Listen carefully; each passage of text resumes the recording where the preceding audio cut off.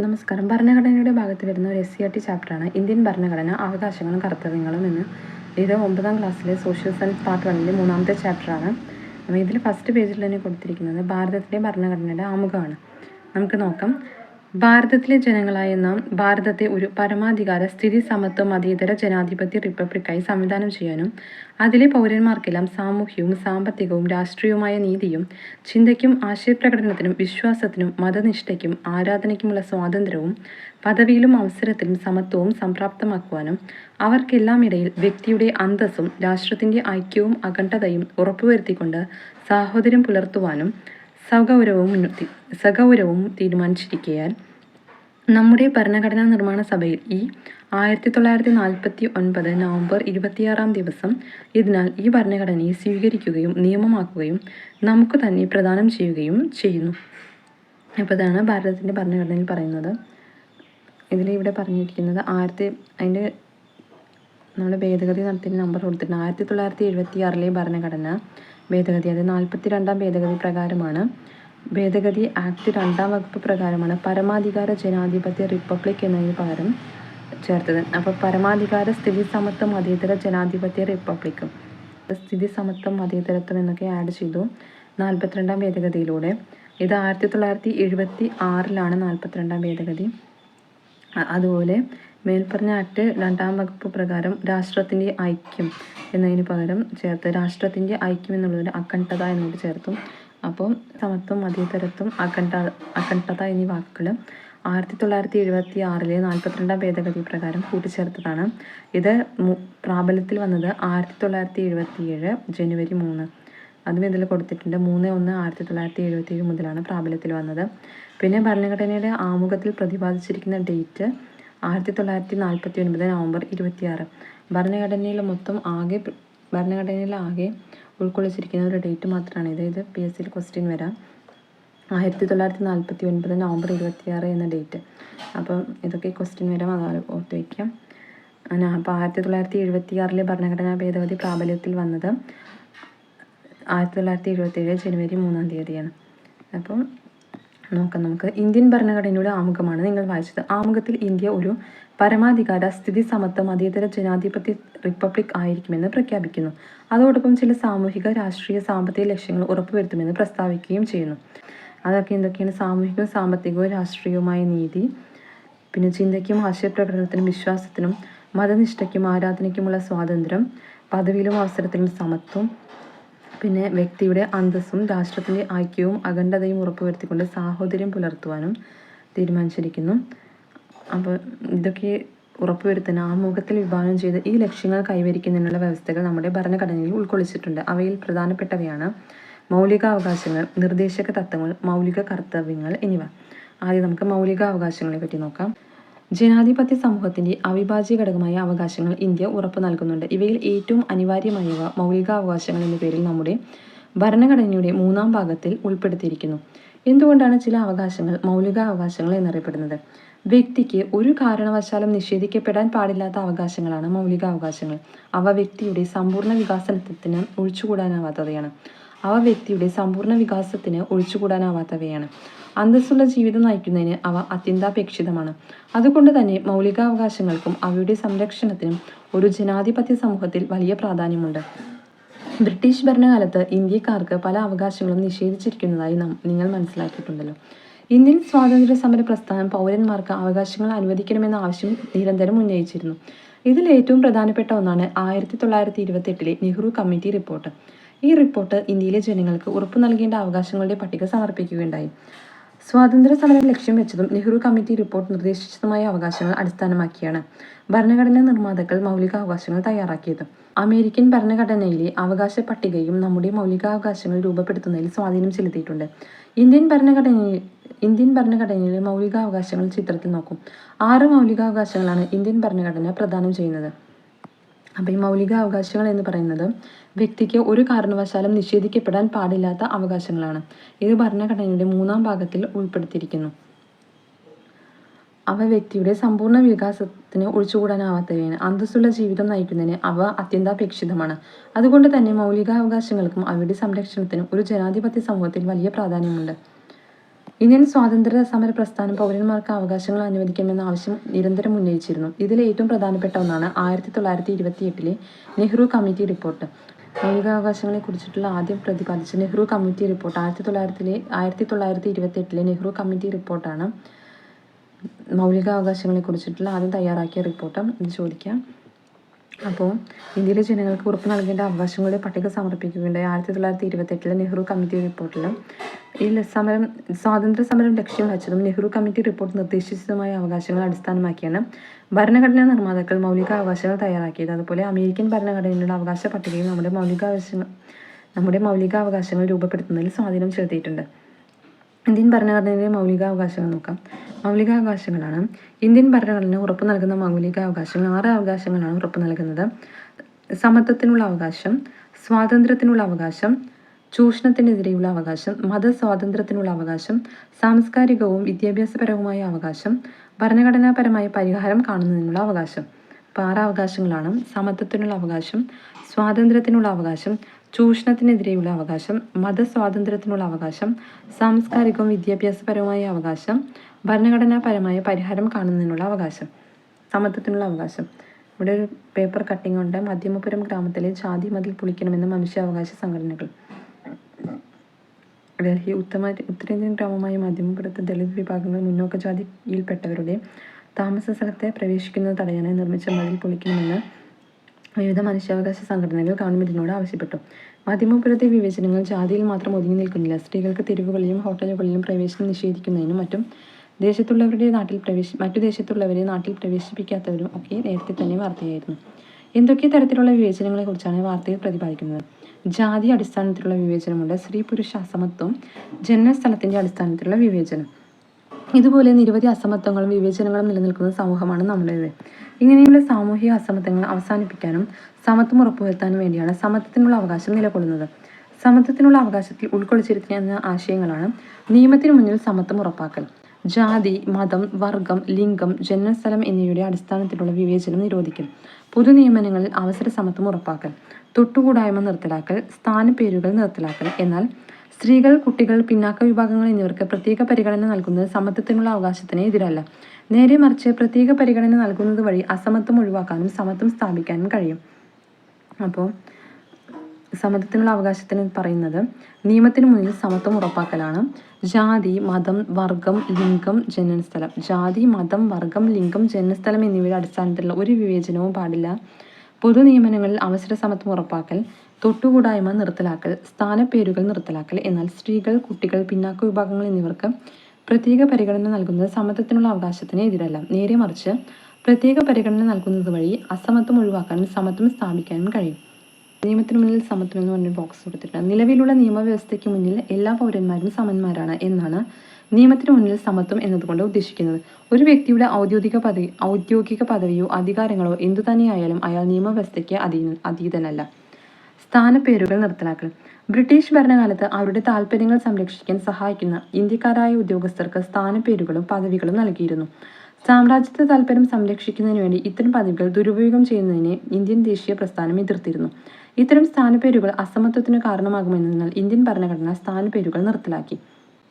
അപ്പോൾ സമത്വം കൈവരിക്കുന്നതിന് വേണ്ടി ഗവൺമെന്റുകൾ സ്വീകരിച്ചിട്ടുള്ള പ്രധാന നടപടികളാണ് 1955 തൊട്ടുകൂടായ്മ നിരോധന നിയമം. അടുത്തത് സ്വാതന്ത്ര്യത്തിനുള്ള അവകാശം. ഭരണഘടനാ ശില്പിയായി ഡോക്ടർ അംബേദ്കർ ജനങ്ങളെ അഭിസംബോധന ചെയ്യുന്നതിൻ്റെയും പ്രസംഗം കേൾക്കുന്നതിനായി ജനങ്ങൾ സമാധാനപരമായി സമ്മേളിച്ചിരിക്കുന്നതിൻ്റെയും ചിത്രമാണ് കൊടുത്തിട്ടുള്ളത്. ഇവ രണ്ടും ഇന്ത്യൻ ഭരണഘടന ഉറപ്പു നൽകുന്ന സ്വാതന്ത്ര്യങ്ങളുമായി ബന്ധപ്പെട്ടതാണ്. എന്തെല്ലാമാണവ? സംസാരത്തിനും ആശയപ്രകടനത്തിനുമുള്ള സ്വാതന്ത്ര്യം, ആയുധങ്ങൾ കൂടാതെ സമാധാനപരമായി സമ്മേളിക്കാനുള്ള സ്വാതന്ത്ര്യം, ഇതുകൂടാതെ സംഘടനകൾ രൂപീകരിക്കാനുള്ള സ്വാതന്ത്ര്യം, ഇന്ത്യയിലെവിടെയും സഞ്ചരിക്കാനുള്ള സ്വാതന്ത്ര്യം, ഇന്ത്യയിലെവിടെയും താമസിക്കാനുള്ള സ്വാതന്ത്ര്യം, ഏത് തൊഴിലിലും വ്യാപാര വാണിജ്യ പ്രവർത്തനങ്ങളിലും ഏർപ്പെടുന്നതിനുള്ള സ്വാതന്ത്ര്യം, ജീവനും വ്യക്തി സ്വാതന്ത്ര്യത്തിനുമുള്ള സംരക്ഷണം, 6 മുതൽ 14 വയസ്സ് വരെയുള്ള എല്ലാ കുട്ടികൾക്കും നിർബന്ധിതവും സൗജന്യവുമായ വിദ്യാഭ്യാസത്തിനുള്ള അവകാശം, അന്യായമായ അറസ്റ്റിനും തടങ്കലിനും എതിരായ സംരക്ഷണം.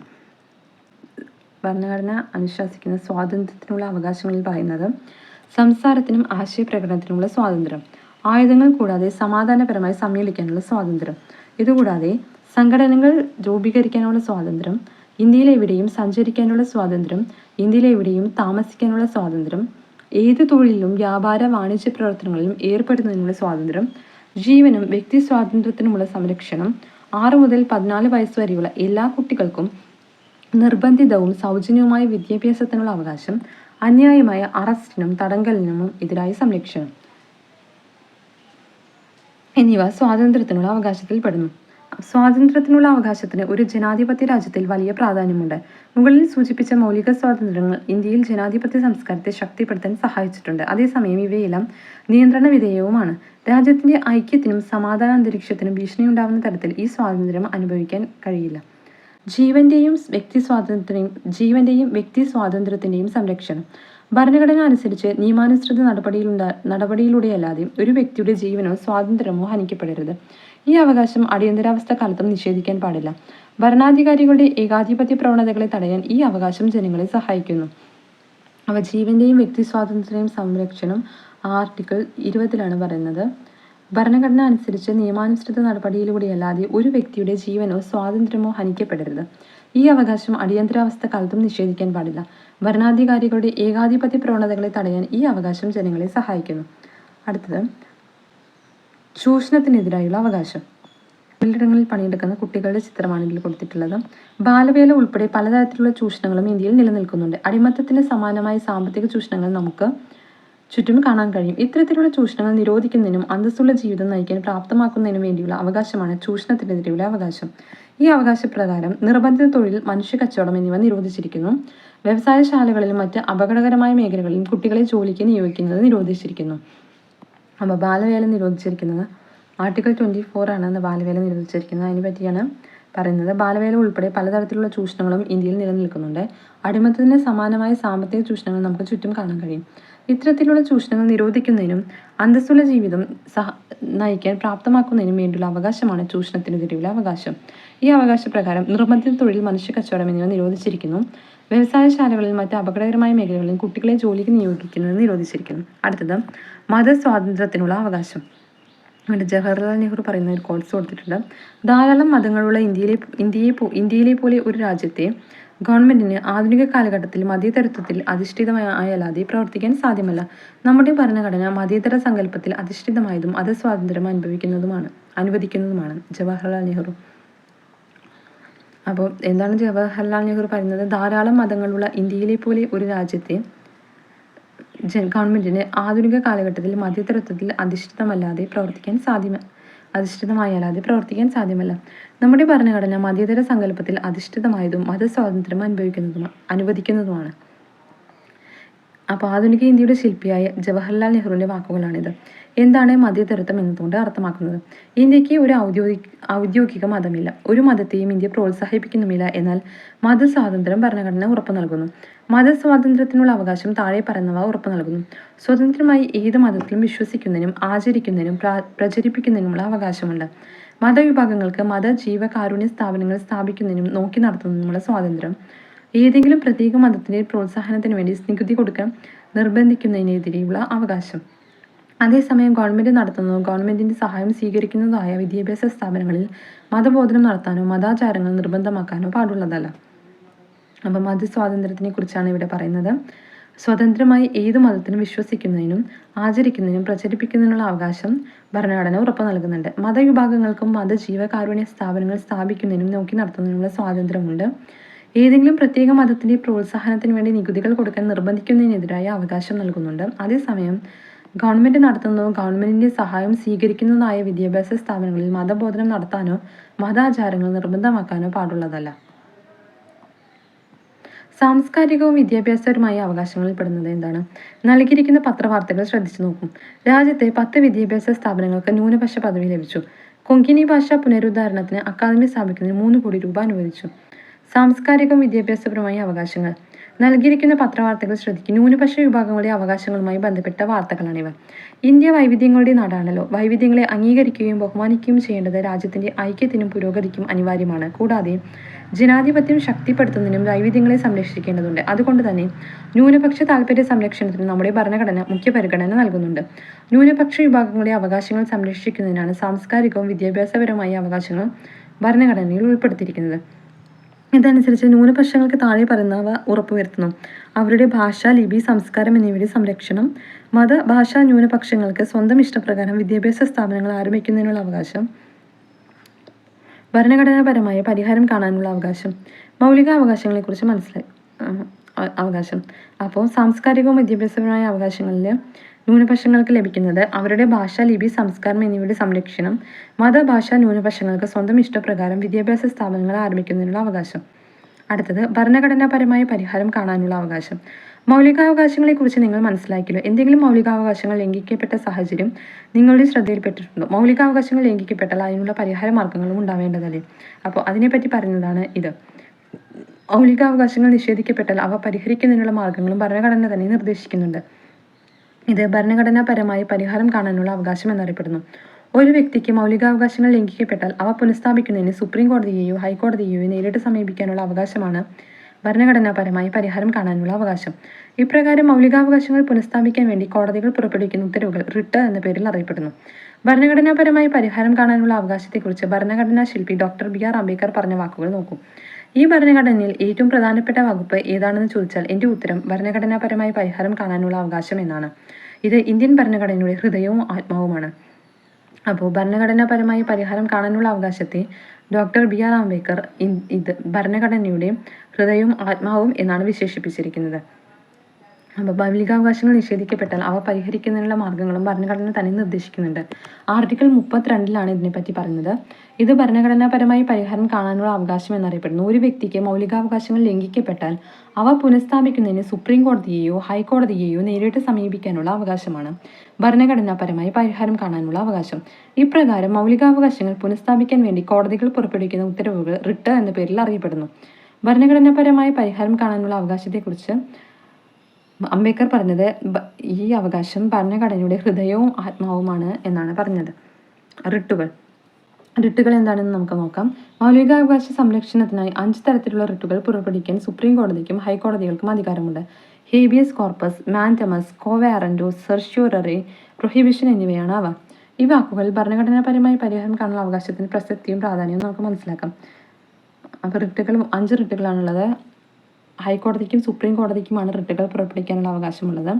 Habeas corpus, mandamus, quo warranto, certiorari, prohibition എന്നിവയാണ് ആ 5 റിട്ടുകൾ. താഴെ കൊടുത്തിട്ടുള്ള പട്ടികയിലേക്കുള്ള ഇത് പൂരിപ്പിക്കാൻ വേണ്ടിയിട്ട് അഭിപ്രായ പ്രകടനത്തിനുള്ള അവകാശം സ്വാതന്ത്ര്യത്തിനുള്ള അവകാശത്തിൽ പറയുന്നു. മതപ്രചാരണത്തിനുള്ള അവകാശം മതസ്വാതന്ത്ര്യത്തിനുള്ള അവകാശത്തിലാണ് അതിനെപ്പറ്റി പറയുന്നത്. പിന്നെ സംഘടന രൂപീകരിക്കാനുള്ള അവകാശം സ്വാതന്ത്ര്യത്തിനുള്ള അവകാശമാണ്. ഭാഷ സംരക്ഷിക്കാനുള്ള അവകാശം അത് ന്യൂനപക്ഷങ്ങൾക്കുള്ള അവകാശമാണ്. ഭാഷ സംരക്ഷിക്കാനുള്ള അവകാശം ഭാഷ സംരക്ഷിക്കാനുള്ള സാംസ്കാരികവും വിദ്യാഭ്യാസപരമായ അവകാശങ്ങളിൽ പെടുന്നു. ഭാഷ സംരക്ഷിക്കാനുള്ള അവകാശം. അന്യായമായ അറസ്റ്റിൽ നിന്നുള്ള സംരക്ഷണം അത് സ്വാതന്ത്ര്യത്തിനുള്ള അവകാശമാണ്. സ്ത്രീ പുരുഷ വിവേചനം ഇല്ലാതാക്കൽ സമത്വത്തിനുള്ള അവകാശം. സമത്വം നിഷേധിക്കപ്പെട്ടാൽ കോടതിയെ സമീപിക്കാനുള്ള അവകാശവും ഭരണഘടനാപരമായ പരിഹാരത്തിനുള്ള അവകാശമാണ്. കുട്ടികൾക്ക് അപകടകരമായ തൊഴിൽ സാഹചര്യങ്ങളിൽ നിന്നുള്ള സംരക്ഷണം, ചൂഷണത്തിനെതിരെയുള്ള അവകാശം. അപ്പോൾ മൗലികാവകാശങ്ങളെക്കുറിച്ച് മനസ്സിലായല്ലോ. ഇനി അടുത്തത് നിർദ്ദേശക തത്വങ്ങളാണ്. തന്നിരിക്കുന്ന കൊള്ളാസ് ശ്രദ്ധിക്കും. പ്ലാസ്റ്റിക് മാലിന്യ സംസ്കരണത്തിന് കർമ്മ പരിപാടി ആവിഷ്കരിച്ചു. ഖാദി ഉൽപ്പന്നങ്ങൾക്ക് ഗവൺമെൻറ് റിബേറ്റ് പ്രഖ്യാപിച്ചു. പാൻ മസാലകൾ നിരോധിച്ചു.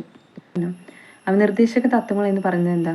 ജനക്ഷേമം മുൻനിർത്തി മേൽ സൂചിപ്പിച്ചതുപോലുള്ള പരിപാടികൾ ആവിഷ്കരിച്ച് നടപ്പിലാക്കാൻ ഭരണഘടന കേന്ദ്ര സംസ്ഥാന ഗവൺമെൻറ്റുകളോട് നിർദ്ദേശിക്കുന്നുണ്ട്.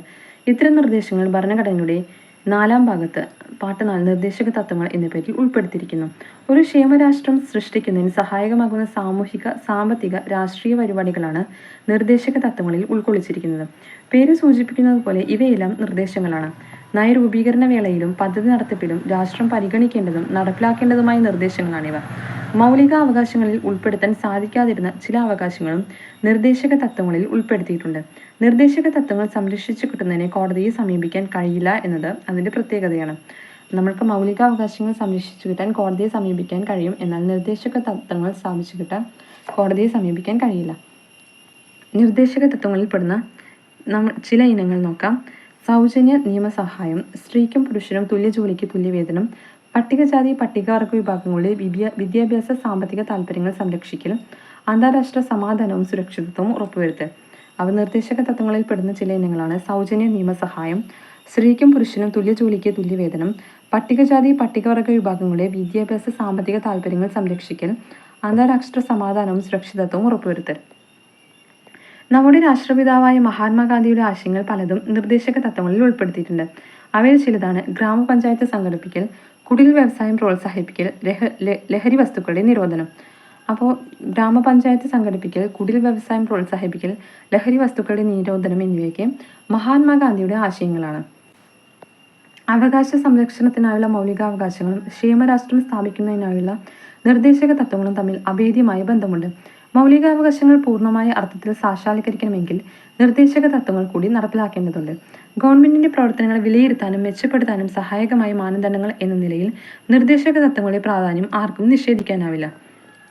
അപ്പോൾ മഹാത്മാഗാന്ധിയുടെ ആശയങ്ങൾ, നിർദ്ദേശക തത്വങ്ങളിൽ ഉൾക്കൊള്ളിച്ചിരിക്കുന്ന മഹാത്മാഗാന്ധിയുടെ ആശയങ്ങൾ ഏതൊക്കെയെന്ന് ചോദിക്കാം. അപ്പോൾ ഗ്രാമപഞ്ചായത്ത് സംഘടിപ്പിക്കൽ, കുടിൽ വ്യവസായം പ്രോത്സാഹിപ്പിക്കൽ, ലഹരി വസ്തുക്കളുടെ നിരോധനം എന്നിവയൊക്കെ മഹാത്മാഗാന്ധിയുടെ ആശയങ്ങളാണ്. പിന്നെ അദ്ദേഹത്തിൻ്റെ ഒരാശയം ക്ഷേമരാഷ്ട്രം. എല്ലാ ജനങ്ങളുടെയും ക്ഷേമം ലക്ഷ്യമാക്കി നയങ്ങൾ ആവിഷ്കരിക്കുകയും നടപ്പിലാക്കുകയും ചെയ്യുന്ന രാഷ്ട്രമാണ് ക്ഷേമരാഷ്ട്രം. ക്ഷേമരാഷ്ട്ര സങ്കല്പം എന്നത് തന്നെ മഹാത്മാഗാന്ധിയുടെ സങ്കല്പമാണ്. ക്ഷേമരാഷ്ട്രങ്ങൾ ജനങ്ങളുടെ സർവ്വതോമുഖമായ ഉന്നമനം ലക്ഷ്യമിട്ട് ജനങ്ങൾക്ക് സംരക്ഷണവും സേവനവും ലഭ്യമാക്കുന്നു. പൊതുവിഭവങ്ങളുടെ വിതരണം, വിദ്യാഭ്യാസം, പൊതുജനാരോഗ്യം എന്നിവ ഒരു ക്ഷേമരാഷ്ട്രം ഉറപ്പുവരുത്തുന്നു. അപ്പോൾ അങ്ങനെ ഒരു രാഷ്ട്രം വേണമെന്നത് ഗാന്ധിജിയുടെ സങ്കല്പമാണ്.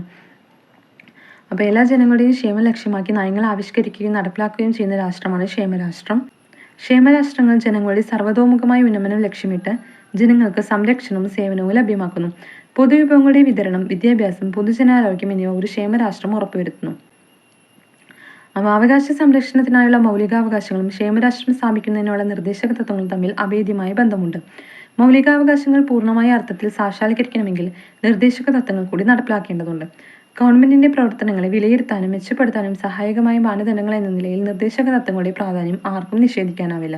അടുത്തത് മൗലിക കർത്തവ്യങ്ങൾ. താഴെ കൊടുത്തിരിക്കുന്ന ചെക്ക് ലിസ്റ്റ് പൂർത്തീകരിക്കാം. ദേശീയ ഗാനം ആലപിക്കുമ്പോൾ എഴുന്നേറ്റ് നിൽക്കാറുണ്ട്. ഉണ്ടല്ലോ. ചരിത്ര സ്മാരകങ്ങൾ സംരക്ഷിക്കപ്പെടേണ്ടതാണെന്ന് തിരിച്ചറിവുണ്ട്. അതുകൊണ്ട് ജനങ്ങൾക്കിടയിൽ സൗഹാർദ്ദം വളർത്താൻ ശ്രമിക്കാറുണ്ട്. രാഷ്ട്രത്തിന്റെ ഐക്യവും അഖണ്ഡതയും കാത്തു സൂക്ഷിക്കാറുണ്ട്. പരിസ്ഥിതി സംരക്ഷിക്കാൻ ശ്രമിക്കാറുണ്ട്. അപ്പോൾ ഇതൊക്കെ മുകളിൽ നൽകിയിരിക്കുന്ന ചെക്ക് ലിസ്റ്റിൽ നാം നിർവഹിക്കുന്ന ചില കടമകളാണ് സൂചിപ്പിക്കുന്നത്. മൗലികാവകാശങ്ങൾ അനുഭവിക്കുന്നതോടൊപ്പം മൗലിക കർത്തവ്യങ്ങളും നിർവഹിക്കേണ്ടതുണ്ട്. ഭരണഘടനയുടെ ഭാഗം 4A മൗലിക കർത്തവ്യങ്ങളെക്കുറിച്ച് പ്രതിപാദിക്കുന്നത്. രാഷ്ട്രത്തിന്റെ ഐക്യവും അഖണ്ഡതയും കാത്തു സൂക്ഷിക്കുന്നതിന് പൗരന്മാർ രാഷ്ട്രത്തോട് ചില കടമകൾ നിറവേറ്റേണ്ടതുണ്ട്. ഈ കടമകളാണ് മൗലിക കർത്തവ്യങ്ങൾ എന്ന പേരിൽ അറിയപ്പെടുന്നത്. രാഷ്ട്രം നമുക്ക് അവകാശങ്ങളും സംരക്ഷണവും പ്രദാനം ചെയ്യുമ്പോൾ തിരിച്ച് ഭരണഘടനയെ പരിപാലിക്കേണ്ടതും പൗരന്മാർക്കിടയിൽ സൗഹാർദ്ദം വളർത്തേണ്ടതും രാഷ്ട്രത്തിന്റെ നിലനിൽപ്പിനും സഹായകമാകേണ്ടതും നമ്മുടെ ചുമതലയാണ്. ഇപ്രകാരം മൗലിക കർത്തവ്യങ്ങൾ നിറവേറ്റുന്നതിലൂടെ ഒരു മെച്ചപ്പെട്ട സമൂഹം നിർമ്മിക്കാനും അതിന്റെ ഫലങ്ങൾ സമൂഹത്തിൽ എല്ലാവർക്കും ഉറപ്പുവരുത്താനും കഴിയും. ചുരുക്കത്തിൽ മൗലിക കർത്തവ്യങ്ങൾ ഓരോ വ്യക്തിയും അവരോട് തന്നെ കാണിക്കുന്ന ഉത്തരവാദിത്തമാണെന്ന് പറയാം. അപ്പോൾ മൗലിക കർത്തവ്യങ്ങളിൽ പെടുന്നവയാണ് ഭരണഘടനയുടെ ഭാഗം 4A മൗലിക കർത്തവ്യങ്ങളെക്കുറിച്ച് പ്രതിപാദിക്കുന്നത്. രാഷ്ട്രത്തിന്റെ ഐക്യവും അഖണ്ഡതയും കാത്തു സൂക്ഷിക്കുന്നതിന് പൗരന്മാർ രാഷ്ട്രത്തോട് ചില കടമകൾ നിറവേറ്റേണ്ടതുണ്ട്. ഈ കടമകളാണ് മൗലിക കർത്തവ്യങ്ങൾ എന്ന പേരിൽ അറിയപ്പെടുന്നത്. രാഷ്ട്രം നമുക്ക് അവകാശങ്ങളും സംരക്ഷണവും പ്രദാനം ചെയ്യുമ്പോൾ തിരിച്ച് ഭരണഘടനയെ പരിപാലിക്കേണ്ടതും പൗരന്മാർക്കിടയിൽ സൗഹാർദ്ദം വളർത്തേണ്ടതും രാഷ്ട്രത്തിന്റെ നിലനിൽപ്പിന് സഹായകമാകേണ്ടതും നമ്മുടെ ചുമതലയാണ്. ഇപ്രകാരം മൗലിക കർത്തവ്യങ്ങൾ നിറവേറ്റുന്നതിലൂടെ നമ്മുടെ ഒരു മെച്ചപ്പെട്ട സമൂഹം നിർമ്മിക്കാനും അതിന്റെ ഫലങ്ങൾ സമൂഹത്തിൽ എല്ലാവർക്കും ഉറപ്പുവരുത്താനും കഴിയും. ചുരുക്കത്തിൽ മൗലിക കർത്തവ്യങ്ങൾ ഓരോ വ്യക്തിയും അവരവരോട് തന്നെ കാണിക്കുന്ന ഉത്തരവാദിത്തമാണെന്ന് പറയാം. മൗലിക അവകാശങ്ങളും നിർദ്ദേശക തത്വങ്ങളും മൗലിക കർത്തവ്യങ്ങളും നാം ചർച്ച ചെയ്തല്ലോ. നമ്മുടെ രാഷ്ട്രത്തിന്റെയും സമൂഹത്തിന്റെയും നിലനിൽപ്പിൽ ഇവ മൂന്നും നിർണായക സ്വാധീനം ചെലുത്തുന്നുണ്ട്. മൗലികാവകാശങ്ങളിലൂടെയും നിർദ്ദേശക തത്വങ്ങളിലൂടെയും പരമാവധി സ്വാതന്ത്ര്യവും ജനക്ഷേമവും ഉറപ്പുവരുത്താൻ രാഷ്ട്രം ശ്രമിക്കുന്നു. അതോടൊപ്പം രാഷ്ട്രത്തോടെ നാം പാലിക്കേണ്ട കടമകൾ മൗലിക കർത്തവ്യങ്ങളിലൂടെ നിർദ്ദേശിക്കുകയും ചെയ്യുന്നു. മൗലികാവകാശങ്ങൾ ഉറപ്പുവരുത്തുകയും നിർദ്ദേശക തത്വങ്ങൾ നടപ്പിലാക്കുകയും ജനങ്ങൾ മൗലിക കർത്തവ്യങ്ങൾ നിർവഹിക്കുകയും ചെയ്യുന്നതിലൂടെ മാത്രമേ രാഷ്ട്രത്തിന് ഐക്യവും പുരോഗതിയും കൈവരിക്കാൻ കഴിയൂ. അപ്പോൾ ഇത്രയാണ് ഈ ചാപ്റ്ററിൽ പറയുന്നത്. ഇന്ത്യൻ ഭരണഘടന അവകാശങ്ങളും കർത്തവ്യങ്ങളും. അവകാശങ്ങൾ ക്ഷേമരാഷ്ട്രത്തിനുള്ള മാർഗനിർദ്ദേശങ്ങൾ മൗലികാർത്ഥം. അവകാശങ്ങൾ മൗലികാവകാശങ്ങളാണ്. 6 മൗലികാവകാശങ്ങളാണുള്ളതെന്ന് പറഞ്ഞു. സമത്വത്തിനുള്ള അവകാശം, സ്വാതന്ത്ര്യത്തിനുള്ള അവകാശം, ചൂഷണത്തിനെതിരെയുള്ള അവകാശം, മതസ്വാതന്ത്ര്യത്തിനുള്ള അവകാശം, സാംസ്കാരികവും വിദ്യാഭ്യാസപരമായ അവകാശങ്ങൾ, ഭരണഘടനാപരമായ പരിഹാരം കാണാനുള്ള അവകാശം. പിന്നെ ക്ഷേമരാഷ്ട്ര സങ്കല്പത്തിൽപ്പെടുന്നതാണ് നിർദ്ദേശക തത്വങ്ങൾ. പിന്നെ മൗലിക കർത്തവ്യങ്ങൾ. ഇത്രയുമാണ് ഈ ചാപ്റ്ററിൽ പറയുന്നത്. അപ്പോൾ ഇതാണ് ഭരണഘടനയുടെ ഭാഗത്ത് വരുന്ന ഒരു ചാപ്റ്ററാണിത്. നമുക്ക് വേറെ ഇമ്പോർട്ടൻറ്റ് ചാപ്റ്ററുമായിട്ട് അടുത്ത വീഡിയോയിൽ കാണാം. അതുവരേക്കും നന്ദി, നമസ്കാരം.